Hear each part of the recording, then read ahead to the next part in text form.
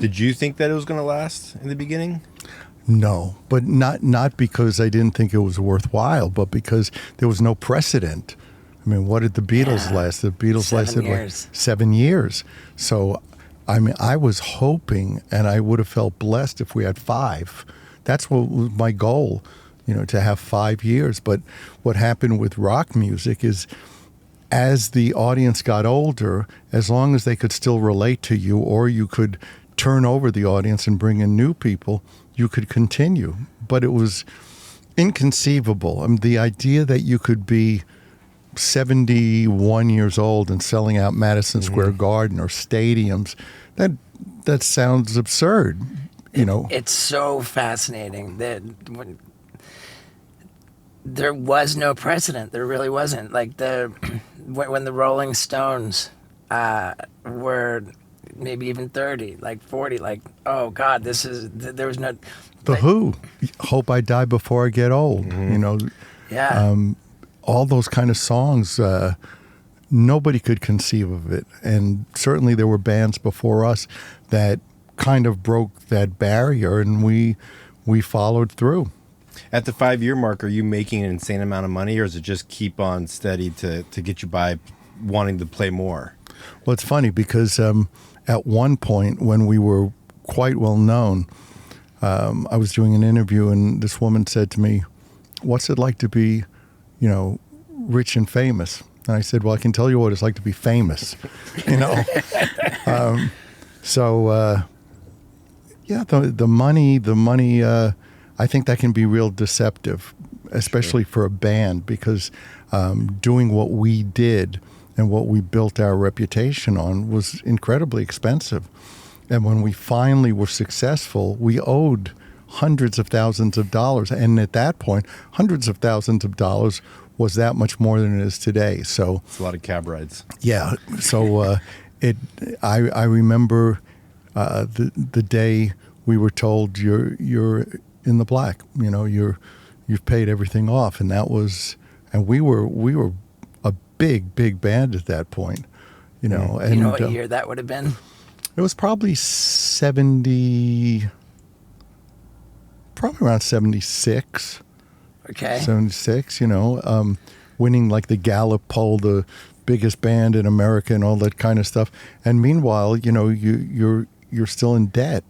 So, and plus, the kind of arrangements that managers tend to have, especially at that point, but still, managers take gross. So, as a rule, a manager can easily get more than any band member. Mm-hmm. Yeah. You're splitting 4 or 5 ways, and they're taking off the top. So it's kind of like the tail wagging the dog. And at some point, if you're around long enough, you go, wait a minute, this doesn't work. It's conceivable that you can go out on tour and lose money, and the manager's making money because he's going before expenses. So, it's tough to start making the money. Wasn't Doc McGee the manager? Doc was our second manager. We were unmanageable for a while. In the beginning, we had a fantastic, almost like a fifth member, Bill O'Coin. And Bill worked with us from the very, very early stages of the band. And I would have to say I don't think we ever would have succeeded without him. He really was, he had a vision of taking what was organically us and enhancing it.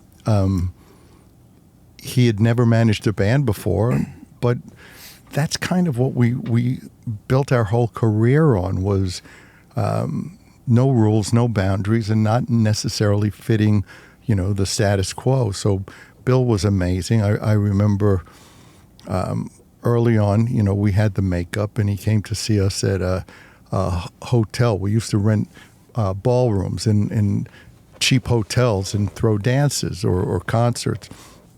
And Bill said to us when our first album was coming out, he said, and you'll never be seen without makeup. And I was like, what? I want everybody to know who I am. And, it was interesting to have that dichotomy of being able to walk down the street. You've got like a platinum album, and basically people are looking at you and either don't know who you are. But I mean, honestly, when you're 6 foot something, with long blue black hair and 8-inch heels, people are going to go, well, either the circus is in town or it's Kiss, So it was, but Bill was a huge asset to the band, and we never would have lasted because there was so much volatility and difference between the characters, the personalities of the people in the band. Did the makeup come from the very, very beginning? Yeah, from the earliest of early times. It changed a little, but the makeup was always part of, let's be the band we never saw. Let's be the band that we always felt cheated out of seeing. When we first came on the scene, pretty much bands felt they were doing you a favor by showing up to play.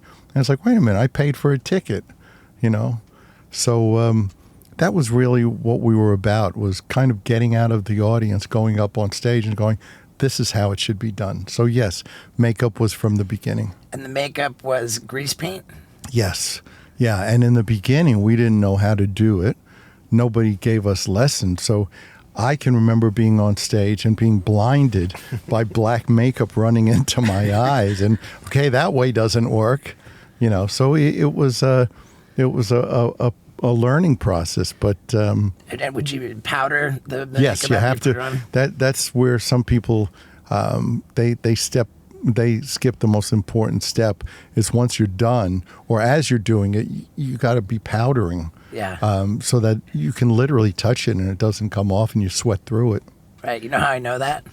Because I went to clown college. Wow. Yeah. So yeah, we used clown white. Yeah. Yeah. Mirror. Yeah. Yeah. There was Mirror. There was Steins. There were a couple of companies. Yeah. You just put that stuff on your face. And I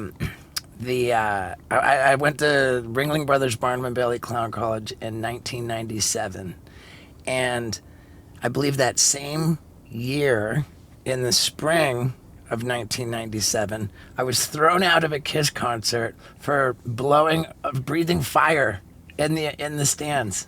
It's the way the way the fire came about was, again, we went up to Bill's office, our manager's office.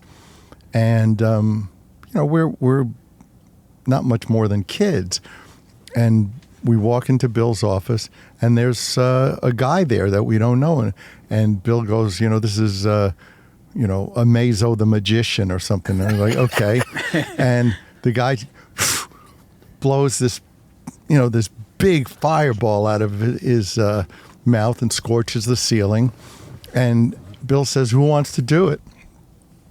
And I go, not me, and God bless Gene, he goes, I'll do it. And that was the start of the fire breathing. And would he use lamp oil? He was using lamp oil, kerosene. Ooh, kerosene is dangerous. All kinds of things that are good for you.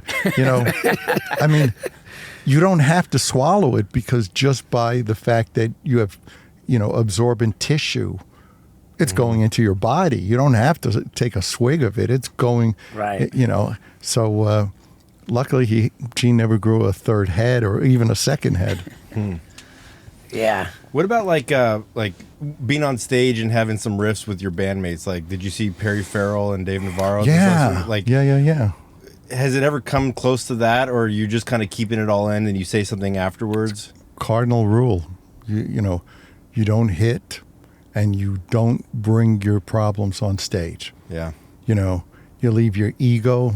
Well, that's more difficult, but you leave your anger and your resentments at the bottom of the stairs. And we would go on stage and have a great time, sometimes playing, and then walk off stage and not be talking to each other. The audience doesn't deserve that. Right. The audience paid. You know, and that it goes back to that same philosophy of being the band we never saw. People get one chance to see you, possibly on a tour. It doesn't matter about last night or about the night after. That's their night. And for them to see you not interacting with your bandmate, that's kid shit, you know. That's disrespectful to the people who paid. So no, we would go. I mean, there was a few times where there were two people who wouldn't be talking to two other people. Go up on stage and rock out and have a great time, and then you walk off stage and you don't have anything to do with them. It's your job. It's been a long time since I gave you guys an update about my hot sauce, and I have big news. We are going into grocery stores because we've got a label without the word butthole on it. And I know that might be upsetting to a lot of you, but the butthole version is still available on Amazon. And we have a new flavor, Heavenly Jalapeno, which is ridiculously good. I mean, what can I say? I love my hot sauce, and I love it when you guys support it. So get it on Amazon, stevo.com, and soon enough in a grocery store near you. Thank you guys. I love you.